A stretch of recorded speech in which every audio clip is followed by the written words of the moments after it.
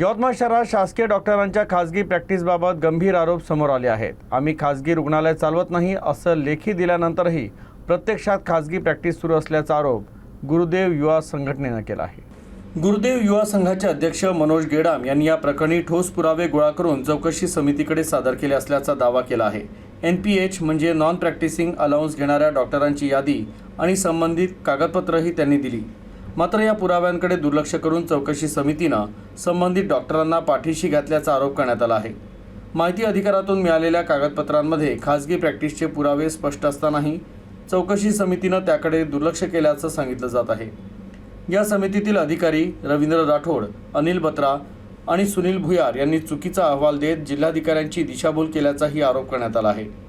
गेल्या 5 महिन्यांपासून चौकशी सुरू असूनही तक्रारदाराला एकदाही सुनावणीसाठी बोलावलं नाही, त्यामुळे पारदर्शकतेवर प्रश्न निर्माण झालाय। दरम्यान या प्रकरणाची सखोल आणि निष्पक्ष चौकशी करून दोषींवर कठोर कारवाई करावी, अन्यथा आंदोलन छेडण्याचा इशारा गुरुदेव युवा संघानं दिला आहे। हे प्रकरण आता वैद्यकीय मंत्री आणि मुख्यमंत्र्यांपर्यंत नेण्याचा निर्णयही घेण्यात आला आहे।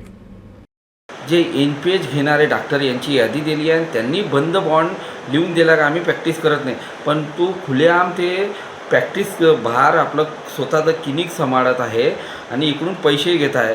हे क्या चूक आहे का नाही? आणि हे स्वतःचे आपले हॉस्पिटल चालवते आणि इथं जे शासकीय रुग्णालयामध्ये लाखो रुपये पगार घेते, NPH घेते ना आपलं हॉस्पिटल चालवते, आणि या गोरगरिबाला यांच्या आरोग्याशी काय घेणं देणं, ते मरो का काही हो, यासाठी संपूर्ण वैद्यकीय मंत्री यांच्याकडे पुरावे सादर केले आहे। आणि हे डॉक्टर लोक आपलं क्लिनिक सांभाळते आणि आडमाप लाखो रुपये पगार घेत आहे, NPH घेत आहे, आणि एकीकडे बंद बांधवर नाटक करण्याकरता लिहून दिलं का आम्ही प्रॅक्टिस करत नाही, आणि एकीकडे NPH यावर डिश टाटा यांचे डोळे झोपले आहे का, या आमचा त्यांना प्रश्न केला आहे।